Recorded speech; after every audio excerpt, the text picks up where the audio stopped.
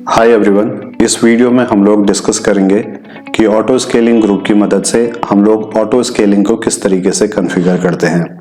तो सबसे पहले हम लोग समझ लेते हैं कि ऑटो स्केलिंग का मतलब क्या है। अगर आप इस पूरे कोर्स को एक्सेस करना चाहते हैं तो आप इसे एनरोल कर सकते हैं हमारी वेबसाइट से। वेबसाइट का लिंक मैंने डिस्क्रिप्शन में मेंशन किया हुआ है। यहाँ पे AWS एंड अज्योर के कोर्स हिंदी में अवेलेबल हैं। इंडिविजुअल कोर्सेज के अलावा यहाँ पे पैकेजेस भी अवेलेबल है जहाँ पे डिफरेंट सेट ऑफ कोर्सेज पे डिस्काउंट इंक्लूडेड है। तो वापस आते हैं अपने टॉपिक पे। अगर हम लोग सिंपल लैंग्वेज में ऑटो स्केलिंग को समझें तो इसका मतलब यह है कि जैसे जैसे हमारे इलास्टिक लोड बैलेंसर पे यहाँ पे लोड इंक्रीज होता है, यानी मोर नंबर ऑफ यूजर्स हमारे लोड बैलेंसर को यहाँ पे हिट कर रहे हैं और जो हमारा एग्जिस्टिंग EC2 इंस्टेंस है वो इस लोड को यहाँ पे हैंडल नहीं कर पा रहा है, तो auto scaling group automatically based on जो कंडीशन हम लोगों ने डिफाइन की है उस कंडीशन के बेस पे नए EC2 इंस्टेंस को यहाँ पे डिप्लॉय करता है। तो लेट्स अज्यूम जैसे ही ट्रैफिक यहाँ पे इंक्रीज हुआ, ऑटो स्केलिंग ग्रुप एक नए EC2 इंस्टेंस को यहाँ पे क्रिएट करेगा। ये जो EC2 इंस्टेंस है ऑटोमेटिकली जाके हमारे टारगेट ग्रुप के अंदर रजिस्टर हो जाता है और अब लोड बैलेंसर इन दोनों टारगेट पे हमारे ट्रैफिक को यहाँ पे लोड बैलेंस कर सकता है। अगर ये दोनों EC2 इंस्टेंस भी यहाँ पे इस लोड को हैंडल करने में कैपेबल नहीं है तो ऑटो स्केलिंग ग्रुप यहाँ पे नए EC2 इंस्टेंस को क्रिएट करेगा। ये EC2 इंस्टेंस जाके भी इस टारगेट ग्रुप में ऑटोमेटिकली रजिस्टर हो जाता है और जो हमारा लोड बैलेंसर है अब इन तीनों टारगेट पे लोड को यहाँ पे बैलेंस कर सकता है। इसके अलावा हम लोग ऐसी कंडीशन भी अपने ऑटो स्केलिंग ग्रुप के अंदर कॉन्फ़िगर कर सकते हैं कि जैसे ही लोड यहाँ पे डिक्रीज हो तो ऑटोमेटिकली जो एडिशनल EC2 इंस्टेंस यहाँ पे डिप्लॉय हुए हैं वो यहाँ पे डिलीट हो जाएं ताकि हम लोग कॉस्ट को यहाँ पे कंट्रोल कर सकें। तो जैसे ही ट्रैफिक यहाँ पे रिड्यूस होता है तो ऑटो स्केलिंग ग्रुप ऑटोमेटिकली इन EC2 इंस्टेंसेस को यहाँ से डिलीट कर देगा। तो लेट्स से ये EC2 इंस्टेंस यहाँ से डिलीट हुआ तो ये ऑटोमेटिकली इस टारगेट ग्रुप से भी रिमूव हो जाएगा और अगर जरूरत पड़े तो ये इस दूसरे EC2 इंस्टेंस को भी डिलीट कर सकता है और ये EC2 इंस्टेंस इस टारगेट ग्रुप से यहाँ से ऑटोमेटिकली रिमूव हो जाएगा। तो ओवरऑल कंक्लूजन ये है कि ऑटो स्केलिंग ग्रुप ट्रैफिक को रिएक्ट करते हुए ऑटोमेटिकली यहाँ पे EC2 इंस्टेंस को ऐड और रिमूव कर रहा है। ऐड और रिमूव करते समय ऑटो स्केलिंग ग्रुप यहाँ पे कंडीशन को रेफर करता है जिस कंडीशन को हम लोग यहाँ पे कॉन्फ़िगर कर सकते हैं और उसी कंडीशन के बेस पे ऑटो स्केलिंग ग्रुप यहाँ पे डिसाइड करता है कि एडिशनल EC2 इंस्टेंस को ऐड करना है या नहीं, या फिर एडिशनल EC2 इंस्टेंस जो ऑलरेडी क्रिएट हो चुके हैं उन्हें यहाँ पे रिमूव करना है या नहीं। तो ये पूरा कॉन्सेप्ट किस तरीके से काम करता है एक बार इसे डिप्लॉय करके देख लेते हैं ताकि हम लोग बेहतर ढंग से इसे समझ सकें। इसके लिए मैं आता हूँ अपने AWS मैनेजमेंट कंसोल पे। पिछली वीडियो में हम लोगों ने एक ऑटो स्केलिंग ग्रुप यहाँ पे क्रिएट किया था, तो मैं ऑटो स्केलिंग ग्रुप पे यहाँ पे क्लिक कर लेता हूँ।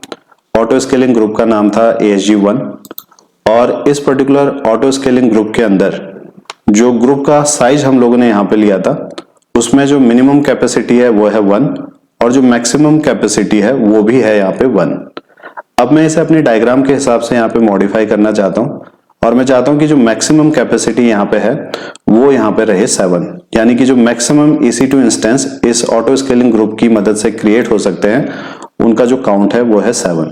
So go ahead and click on update. तो अभी आप देखेंगे यहाँ पे 7 रिफ्लेक्ट हो रहा है। इसके बाद जब हम लोग इसे यहाँ पे स्क्रॉल अप करते हैं तो ऊपर आप यहाँ पे ऑटोमेटिक स्केलिंग के टैब को देख सकते हैं। तो इस टैब पे मैं क्लिक कर लेता हूँ और यहाँ पे जो पहला ऑप्शन अवेलेबल है वो है डायनेमिक स्केलिंग पॉलिसीज और यहाँ से मैं एक डायनेमिक स्केलिंग पॉलिसी को क्रिएट कर रहा हूँ। So go ahead and click on create. Policy type पे अभी मैं सेलेक्ट कर लेता हूँ सिंपल स्केलिंग।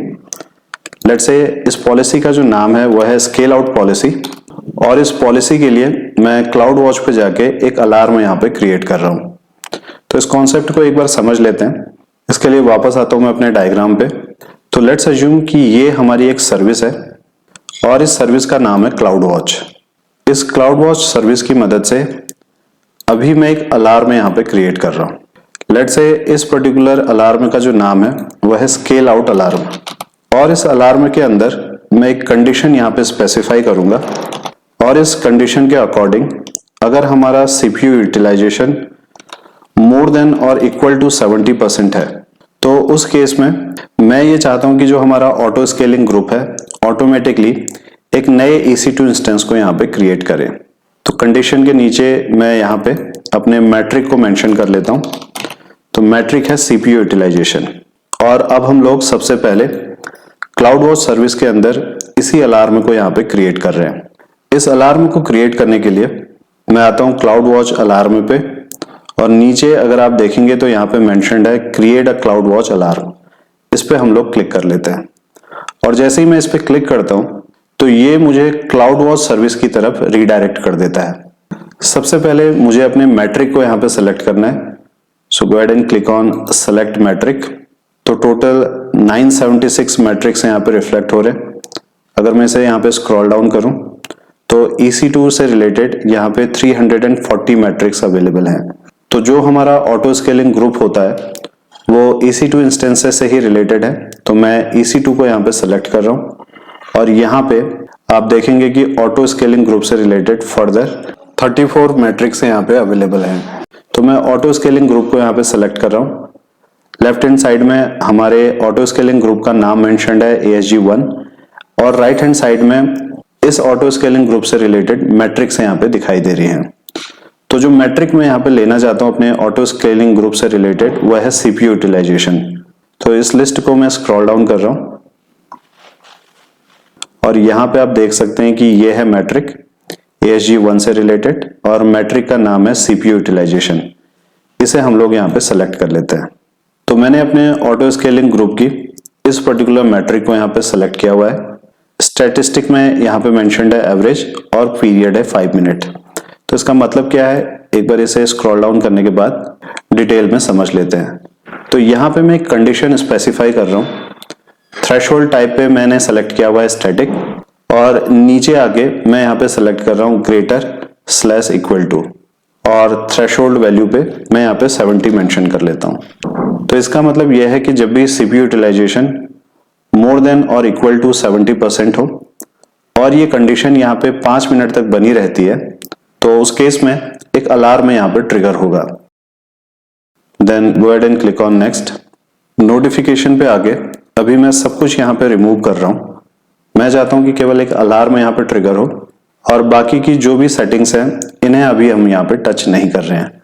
क्लाउड वॉच एक सेपरेट सर्विस है जिसे हम लोग बाद में डिटेल में डिस्कस करेंगे। Then go ahead and click on next. यहाँ पे आके मुझे अपने अलार्म नेम को मेंशन करना है।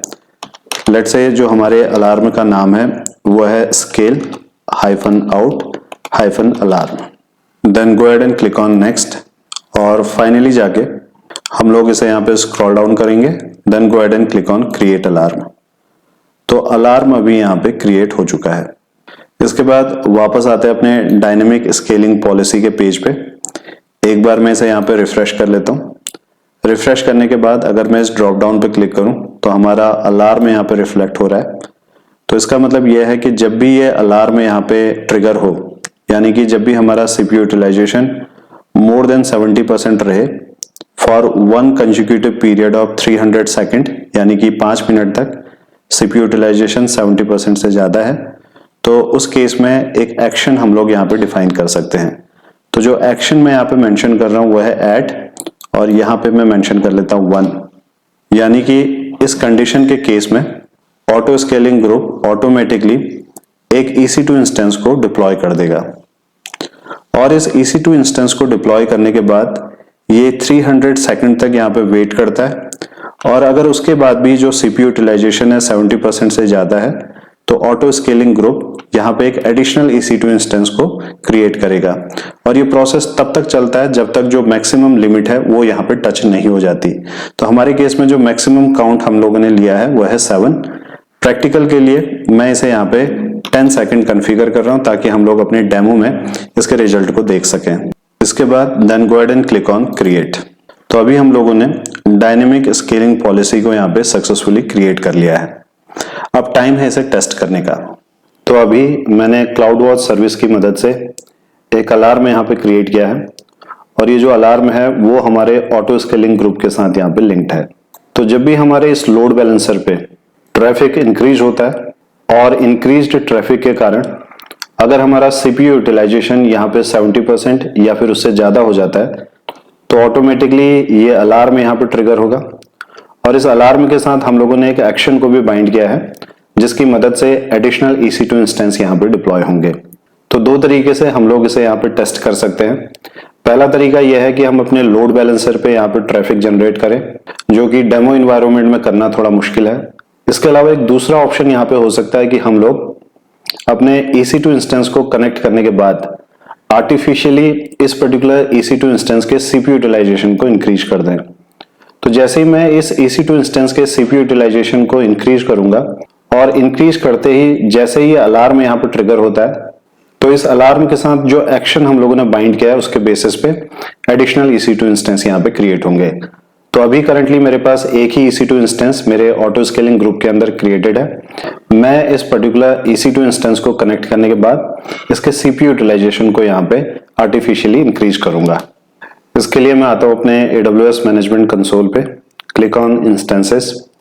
तो ये है EC2 इंस्टेंस जो करंटली अभी हमारे ऑटो स्केलिंग ग्रुप के अंदर एग्जिस्ट करता है। इसे मैं यहाँ पे कनेक्ट कर रहा हूँ। So go ahead and click on connect. Connect करने के बाद अभी आप यहाँ पे देख सकते हैं कि मैं करंटली रूट अकाउंट से यहाँ पे लॉग्ड इन हूँ, और अब मैं एक कमांड की मदद से एक प्रोसेस यहाँ पे इंट्रोड्यूस करना चाहता हूँ जो कि हमारे CPU यूटिलाइजेशन को यहाँ पे इंक्रीज कर देगा। प्रोसेस को इंट्रोड्यूस करने से पहले मैं यहाँ पे टॉप कमांड को रन कर रहा हूँ, और इस टॉप कमांड की मदद से हम लोग करंट CPU यूटिलाइजेशन को यहाँ पे चेक कर सकते हैं। हिट एंटर, और अभी आप देखेंगे कि CPU यूटिलाइजेशन पे जो CPU यूटिलाइजेशन यहाँ पे रिफ्लेक्ट हो रहा है वो बहुत ही कम यहाँ पे है। तो ये जो डेटा यहाँ पे रिफ्लेक्ट हो रहा है वो हमारे EC2 इंस्टेंस का रियल टाइम डेटा है, और हर एक सेकंड में ये जो डेटा है यहाँ पे रिफ्रेश हो रहा है। टॉप कमांड से बाहर आने के लिए मुझे यहाँ पे Ctrl+C टाइप करना होगा, और Ctrl+C टाइप करने के बाद अब मैं एक प्रोसेस यहाँ पे इंट्रोड्यूस कर रहा हूँ जिस प्रोसेस का नाम है यस। तो कमांड को मैं यहाँ पे मेंशन कर रहा हूँ, और इस कमांड की मदद से मैं यस नाम के एक प्रोसेस को अपने EC2 इंस्टेंस पे यहाँ पे रन करूंगा।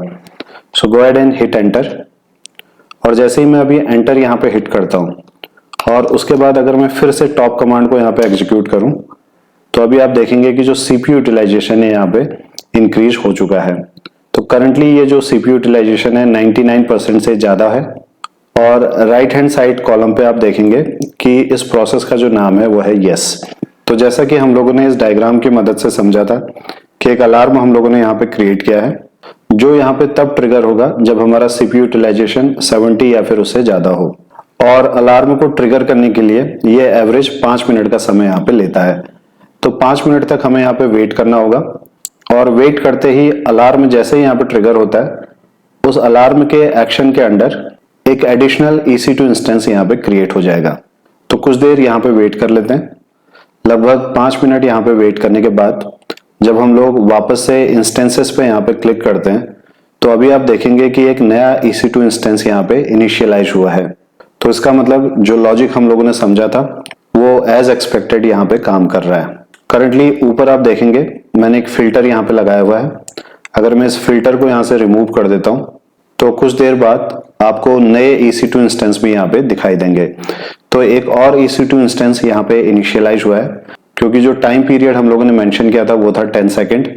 तो लगभग हर एक 10 सेकंड में एक नया EC2 इंस्टेंस यहाँ पे क्रिएट होगा, और ये तब तक क्रिएट होता रहेगा जब तक जो हमारा CPU यूटिलाइजेशन है वो 70% से कम नहीं हो जाता है। तो क्योंकि हमारे केस में हम लोग CPU यूटिलाइजेशन को यहाँ पे मैनुअली क्रिएट कर रहे हैं, तो नए EC2 इंस्टेंस के क्रिएट होने के बाद भी हमारे EC2 इंस्टेंस का जो CPU यूटिलाइजेशन है वो कंसिस्टेंटली अभी भी 99% से यहाँ पे ज्यादा है। इसीलिए लगातार यहाँ पे नए EC2 इंस्टेंस क्रिएट होते जा रहे हैं। लेकिन जब हम लोग रियल टाइम में से डिप्लॉय करते हैं तो जो हमारा कस्टमर ट्रैफिक है वो बेसिकली हमारे लोड बैलेंसर को हिट करता है, एंड देन लोड बैलेंसर इसे बैकएंड टारगेट पे डिस्ट्रीब्यूट करते जाता है। तो अगर इस EC2 इंस्टेंस का CPU यूटिलाइजेशन इंक्रीज होगा और ये 70% के इक्वल या फिर उससे ज्यादा हो जाता है तो एक नया EC2 इंस्टेंस यहाँ पे क्रिएट होगा, और इस EC2 इंस्टेंस के क्रिएट होते ही जो लोड हमारे इलास्टिक लोड बैलेंसर पे आता है वो इक्वली इन दोनों टारगेट पे यहाँ पे डिस्ट्रीब्यूट हो जाएगा। और जैसे ही ये डिस्ट्रीब्यूट होगा तो सीपीयू यूटिलाइजेशन ऑब्वियसली यहाँ पे डिक्रीज हो जाएगा। लेकिन अगर फिर भी सीपीयू यूटिलाइजेशन यहाँ पे 70% से ज्यादा है तो फिर से एक नया EC2 इंस्टेंस यहाँ पे क्रिएट होगा और जो लोड है वो इक्वली इन तीनों टारगेट पे यहाँ पे डिस्ट्रीब्यूट हो जाता है, जो कि ओवरऑल सीपीयू यूटिलाइजेशन को यहाँ पे डिक्रीज कर देगा। लेकिन अभी हमारे केस में हम लोग EC2 इंस्टेंस के अंदर कंसिस्टेंटली मैन्युअली अपने सीपीयू यूटिलाइजेशन को यहाँ पे जनरेट कर रहे हैं, इसीलिए EC2 इंस्टेंस के क्रिएट होने का प्रोसेस तब तक यहाँ पे नहीं रुकेगा जब तक या तो हम अपनी कमांड को यहाँ पे स्टॉप कर दें या फिर ये अपनी मैक्सिमम काउंट पे यहाँ पे रीच ना कर जाए। तो अभी कुछ देर वेट करने के बाद मैंने वापस से यहाँ पे इंस्टेंसेस पे क्लिक करने के बाद इसे रिफ्रेश किया है, तो आप देख सकते हैं कि टोटल EC2 इंस्टेंस का जो काउंट है वो है 8। इन 8 EC2 इंस्टेंसेस में से ये जो पर्टिकुलर EC2 इंस्टेंस है इसकी मदद से हम लोगों ने अपनी इमेज को क्रिएट किया था। बाकी के जो 7 EC2 इंस्टेंसेस हैं वो हमारे ऑटो स्केलिंग ग्रुप के अंदर क्रिएट हुए हैं। अगर मैं इसे वेरीफाई करना चाहता हूं तो इसके लिए मुझे ऑटो स्केलिंग ग्रुप्स पे यहाँ पे क्लिक करना है। Click on ASG1 and then click on instance management. तो यहाँ पे आप देखेंगे टोटल इंस्टेंस काउंट जो अभी यहाँ पे रिफ्लेक्ट हो रहा है वो है 7। सभी का स्टेटस यहाँ पे हेल्दी है और ये सारे के सारे EC2 इंस्टेंस हमारे टारगेट ग्रुप के अंदर भी यहाँ पे रजिस्टर हो जाते हैं। तो अगर मैं अपने टारगेट ग्रुप को यहाँ पे सेलेक्ट करूं देन क्लिक ऑन टारगेट्स, तो आप देखेंगे कि यहाँ पे रजिस्टर्ड टारगेट का जो काउंट है वो है 7। तो सारे के सारे EC2 इंस्टेंस अभी यहाँ पे रिफ्लेक्ट हो रहे हैं। तो इस तरीके से हम लोगों ने देखा कि ऑटो स्केलिंग ग्रुप्स में ऑटोमेटिक स्केलिंग की मदद से हम लोग स्केल आउट किस तरीके से कर सकते हैं। अगली वीडियो में हम लोग स्केल इन के प्रोसेस को देखेंगे, यानी हम लोग एक ऐसी कंडीशन क्रिएट करेंगे जिसके बेसिस पे EC2 इंस्टेंस ऑटोमेटिकली हमारे ऑटो स्केलिंग ग्रुप से रिमूव हो जाते हैं। तो मिलते हैं अगली वीडियो में। Thank you.